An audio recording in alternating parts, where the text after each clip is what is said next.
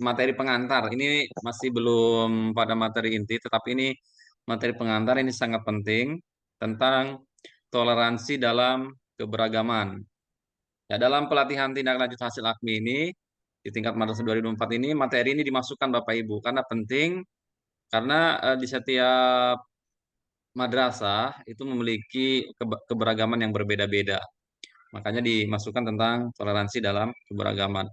Apalagi di daerah seperti kami di Papua sini sukunya beda-beda gitu ya. Di madrasah itu siswanya berasal dari suku yang sangat berbeda-beda dan beragam. Tapi kalau di madrasah, kalau masalah agama biasanya sama agama Islam ya, biasa. Kecuali di sekolah umum itu eh, agamanya berbeda-beda. Tetapi kalau di Bapak Ibu pasti memiliki keberagaman yang unik juga. Mungkin agamanya sama, sukunya sama, mungkin ada keberagaman yang lain gitu ya. Bisa diangkat nanti. Boleh Bapak Ibu pikir-pikir kira-kira keberagaman apa yang ada di madrasah Bapak Ibu ya. Oke, Bapak Ibu, toleransi dalam keberagaman dapat diwujudkan melalui pemahaman moderasi beragama. Pernah dengar ya Bapak Ibu tentang moderasi beragama, terutama di Kementerian Agama ini yang lagi digaung-gaungkan oleh kemarin Menteri Agama Gusmen yang kemarin, tapi nggak tahu yang sekarang nanti Gusmen yang baru ini nggak tahu siapa yang akan gantikan, kayaknya sama, tetap moderasi beragama akan eh, tetap digaung-gaungkan untuk diterapkan dalam kehidupan sehari-hari, atau akan dipromosikan ya, akan dimasukkan di semua lini ya, di berbagai agama ataupun pendidikan. Nah ini moderasi beragama yang akan kita sedikit singgung. Oke Bapak Ibu, tujuan peserta pelatihan.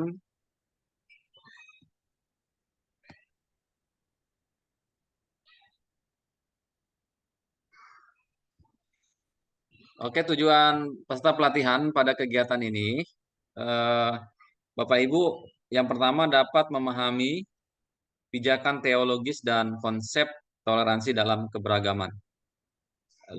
Untuk lebih mudah memahaminya yang tulisan hitam ini Bapak Ibu ya. Jadi Bapak Ibu diharapkan memahami pijakan teologis dan konsep. Ini materi yang saya sampaikan ini. Yang kedua, diharapkan Bapak Ibu dapat memahami indikator dan kata kunci dalam toleransi toleransi dalam keberagaman. Yang ketiga, diharapkan Bapak Ibu di madrasah nanti dapat mengaktualisasikan nilai-nilai toleransi dalam keberagaman.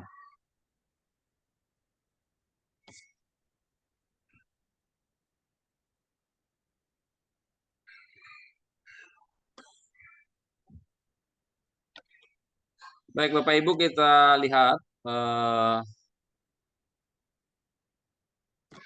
moderasi beragama dipengaruhi oleh berbagai faktor yang saling bertautan.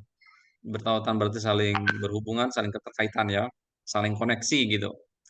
Setiap faktor berinteraksi dan saling mempengaruhi sehingga membentuk sebuah sistem yang kompleks.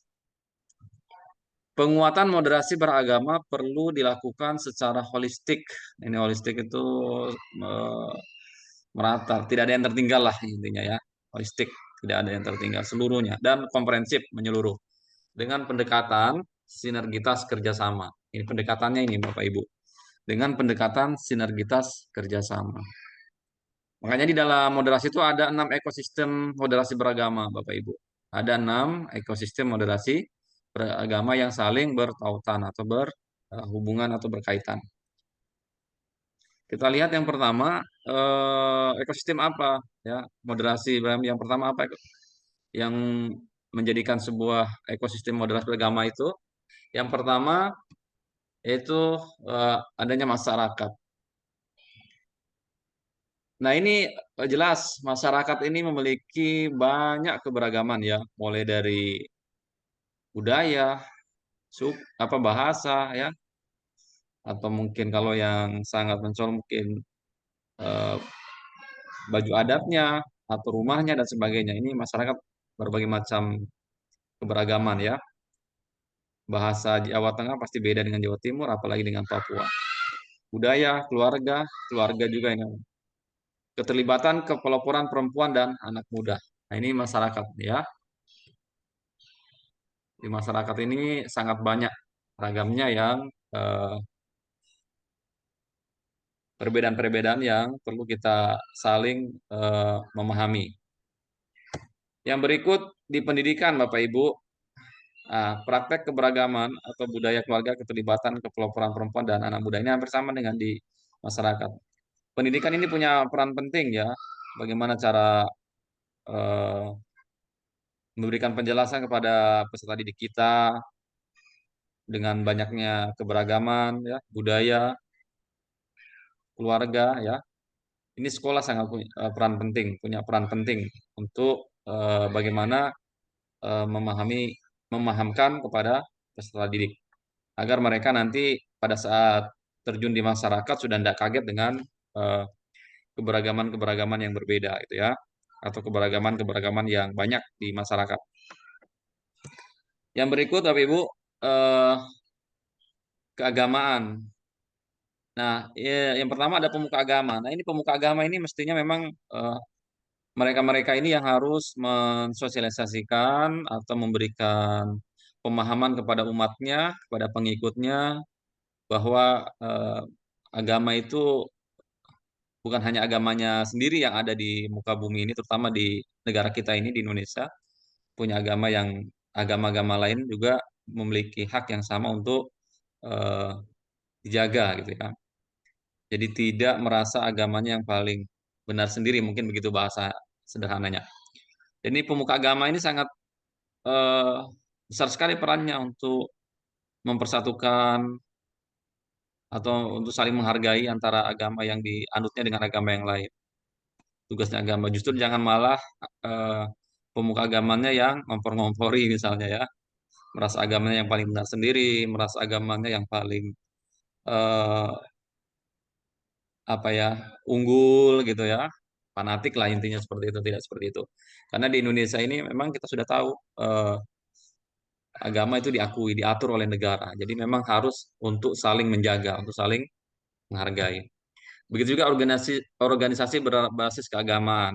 Ya, seperti kita ini kan di Islam saja ada NU, ada Muhammadiyah, ada Nahdlatul Wathon dan sebagainya. Nah, ini yang harus kita sama-sama saling memahami. Di agama lain juga ada organisasi agama, mungkin apa organisasi gereja Indonesia dan sebagainya yang Nasrani misalnya. Ya. Yang berikut eh, ekosistem di dalam agama misalnya rumah ibadah. Rumah ibadah ini ya punya peranan sangat penting ya Bapak Ibu. Masjid, bagaimana masjid itu dijadikan tempat memang orang beribadah, bermusyawarah, tuh mengambil keputusan bersama umat gitu ya di dalam masjid. Begitu juga gereja dan sebagainya. Nah, penyiaran agama, nah ini juga yang menyiar agama, ini yang dakwah. Penyiar agama itu bisa saja melalui media, bisa saja dakwah langsung. Nah, ini juga harus punya peranan penting, harus adil dalam menyampaikan ya agama, tidak berat sebelah. Yang berikut pendidikan agama, ini yang peran paling penting, pendidikan agama di sekolah juga seperti itu. Bagaimana mengajarkan ke siswanya bahwa agama itu bukan agama Islam saja, terutama di Indonesia. Ada yang eh, agama-agama lain yang patut kita hormati dan hargai. Yang berikut komunikasi agama. Ini komunikasi agama ini sekarang sudah sangat banyak Bapak Ibu ya. Produk-produk yang menghasilkan duit gitu lah ya, yang bisa dijadikan bisnis juga peranan penting. Saya kebutuhan-kebutuhan ibadah yang memang eh, bisa dijadikan bisnis ini ya. Misalkan umroh dan sebagainya ataupun peralatan ibadah ya, mukena dan sebagainya ini kan komunikasi bisa melalui melalui komunikasi-komunikasi agama itu untuk saling menghargai perbedaan dari segi pakaian dan sebagainya. Itu dari segi keagamaan Bapak Ibu. Yang berikut media Bapak Ibu. Di media ya ini tadi sudah saya singgung memodifikasi kasus agama. Nah, permasalahan agama boleh diangkat di media tetapi untuk eh, bukannya untuk memperkeruh atau memperpecah tetapi justru diangkat untuk mempererat gitu ya. Untuk mempererat, untuk menyatukan, untuk saling menghargai. Kemerdekaan berpendapat, distorsi informasi, disrupsi otoritas keagamaan. Nah ini ya. Ini saya kira di media ini sangat besar sekali peranannya untuk saat ini ya, untuk saat ini. Apalagi Bapak Ibu guru ya, status WA bisa, Facebook bisa, IG bisa, yang sebagainya untuk dimanfaatkan bagaimana mempererat atau menjaga perbedaan. Yang berikut praktik politik kekuasaan dan kebangsaan, populisme. Nah ini di politik ini justru janganlah simbol-simbol agama ataupun agama yang dijadikan alat politik juga nggak boleh karena sangat riskan gitu ya, sangat apa ya bahaya lah gitu ya kalau agama dijadikan sebuah alat politik. Walaupun memang politik itu kan ibaratnya siasat. Siasat itu ya mencari siasat yang sebaik-baiknya. Tapi dasarnya tetap agama seperti itu. Tapi jangan eh, mau justru mengangkat agama menjadi alat untuk mendapatkan simpatisan atau kekuasaan di dalam politik seperti itu. Ini banyak kasus-kasus yang mengangkat agama akhirnya malah jadi pecah gitu kan, malah jadi kacau seperti itu. Justru malah dengan politik itu justru mempererat perbedaan agama ataupun perbedaan-perbedaan yang ada di dalam masyarakat. Yang berikut Bapak Ibu, negara, ideologi, paradigma, konstitusional, kebijakan, program dan layanan regulasi dan penegakan hukum, desentralisasi sistem ekonomi, aktor negara. Jelas ini ya ideologi orang-orang yang memiliki pemikiran-pemikiran dulu ya, para pahlawan kita sangat luar biasa ini sudah membuat ideologi negara. Salah satunya untuk mempersatukan eh, perbedaan itu, mulai dari penyusunan undang-undang sampai batang tubuh dan Pancasila. Bahkan Pancasila yang ke satu dulu kan eh, hampir menjurus hanya ke satu agama gitu ya. Tapi dengan memikirkan bahwa di Indonesia ini banyak agama, akhirnya dirubah menjadi ketuhanan yang Maha Esa. Itu salah satu ideologi yang patut disyukuri di zamannya ya, di zamannya di era pemerintahan Soekarno sangat luar biasa udah memikirkan anak cucunya. Ternyata di Indonesia itu bukan hanya Islam saja misalnya. Dia harus memikirkan bagaimana semua umat, semua masyarakat bisa hidup berdampingan, saling menghargai. Itu sudah dirancang di dalam Pancasila seperti Bapak Ibu. Ini justru yang harus diangkat, harus disampaikan pada anak-anak peserta didik. Paradigma konstitusional, kebijakan program dan layanan, regulasi dan penegakan hukum. Ini orang-orang ini harus sama, harus saling bergandeng tangan ya untuk menyampaikan bahwa memang perbedaan itu harus kita sama-sama hargai. Sistem ekonomi ya, di perekonomian paling ketat juga ya, kalau di ekonomi. Oke, saya kira itu Bapak Ibu untuk 6 ekosistem modernis beragama itu ada masyarakat, pendidikan, keagamaan, media, politik, dan negara. Ini saling berperatan, saling bertautan gitu ya, antara satu dengan yang lainnya. Saling bersinergi untuk eh, meningkatkan kerjasama ataupun meminimalisasikan perbedaan.